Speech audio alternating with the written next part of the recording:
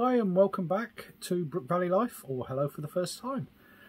Today I'm going to be building up my Junxing Chinese compound bow.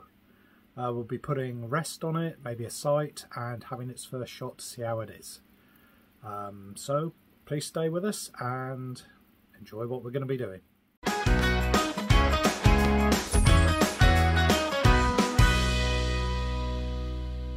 So we put the bow in a bow vise and as you can see the spirit level on the arrow and there's one on the string as well to make sure the bow's upright, and this is showing us whether or not the arrow is straight. As you can see it's not. It's down at the front, up at the back. It's either the rest is wrong or the D-loop is wrong, and what we've got to try and figure out is which is which.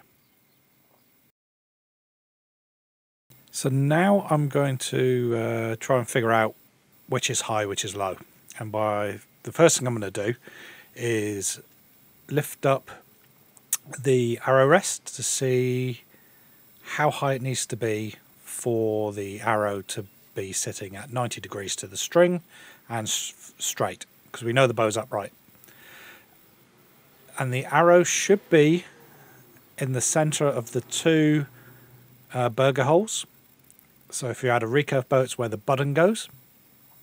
There's two on this bow and it should run straight through the middle. As you can see, it is way above it. So what is that telling me? It's telling me that my D-loop is way too high. Yep, just as you can see, I'm just making sure that when this rests in the top position or the up position, the arrow's straight. It is, and it's showing me that my D-loop is way too high. So that was put on too high at the factory, and I'm going to have to redo it. So as you can see, I've moved the rest so it's a bit more in the center of the burger buttons, and what I need to do is just lift this back end up, this back end up slightly so the arrow goes around there. Because if I do that, if I take that off and show you there, that's about perfect. That's straight and that is sitting just there, so that is slightly high. So what I'm going to do now is cut off the D-loop and retie one myself. But before I do that, I'm going to go on to YouTube to make sure I get it right. So that's the D-loop on, redone, so hopefully it'll be okay. It's first, in fact it's the second time I've ever done a D-loop, so fingers crossed it stays on. As you can see, that's going through the center, and as you can see as well, that is spot on straight. So fingers crossed this will shoot okay now. So that's that on, and what I'm going to do now is put on a set of other stabilizers I've got, and we'll just have to see how that goes. And that one, sorry, there we go, it's still upright. Cool.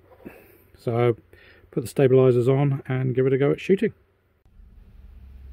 So there was something else I wanted to do to the bow before I shoot again, and that is just change the draw length slightly.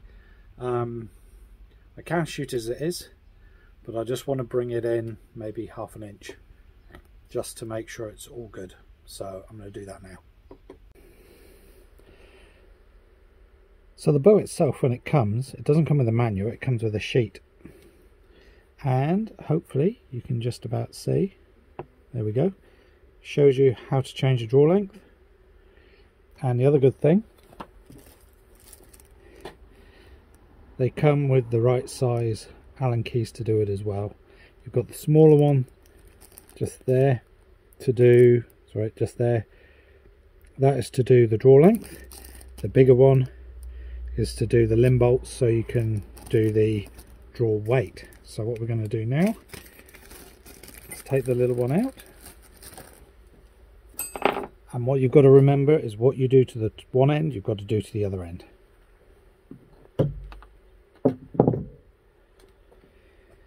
Now I want to shorten this. I'm not sure which way it's supposed to go. I think I have to bring it this way. I think it's just one.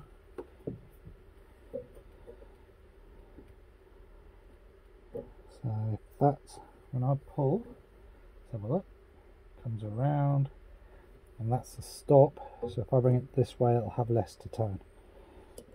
And you don't need to do this in a bow vise or bow press.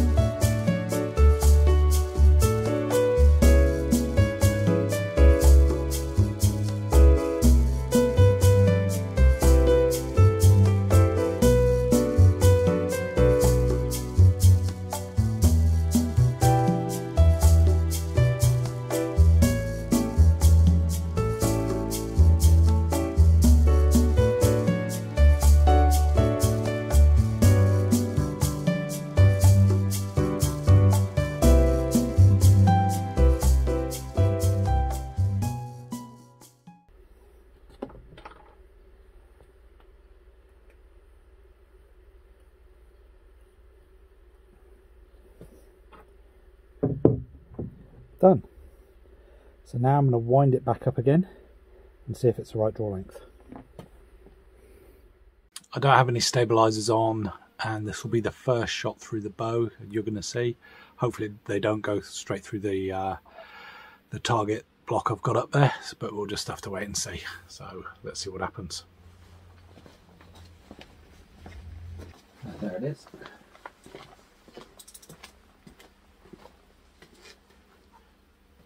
And I don't have a wristling, so I'll be holding on, so please don't judge.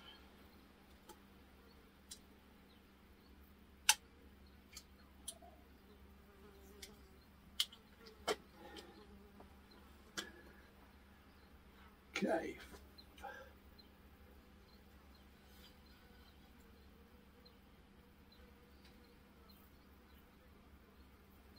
Go for a hard part. Oh, crikey. That wasn't the hard part. But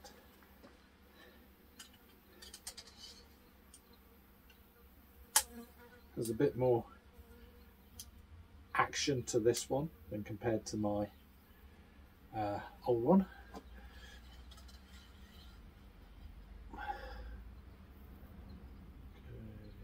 Good. A little bit more shock.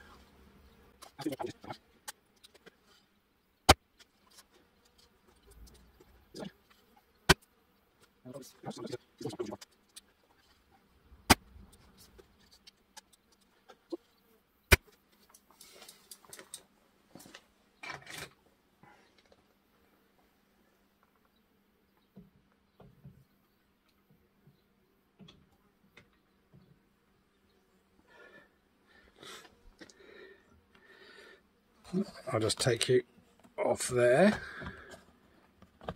There we go. So, what do I think of it?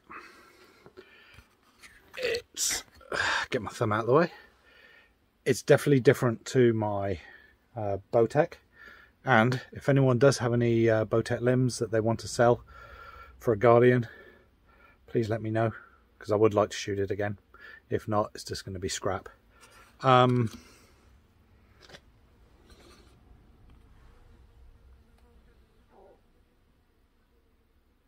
First one I shot went in a bit too far, so I moved over, put that one in, and then I aimed on this one, and as you can see, yes, I'm only a short distance, but quite nice. It's definitely a little bit more weight to draw than I'm used to, but this is going to be good for training. And when I get outside, you never know, I might even do some field rounds with it. So that's the first shots with the Junxing Phoenix. I'll put some stabilizer on, see how it feels. I'll put a wrist sling on, which I've got as well, and we'll do some more shooting. May even get outside, and I might even take my recurve hopefully outside, because the weather's been a bit windy and horrible, and yeah. But as you can see, it's sunny out at the moment, so I'll catch you next time. Later.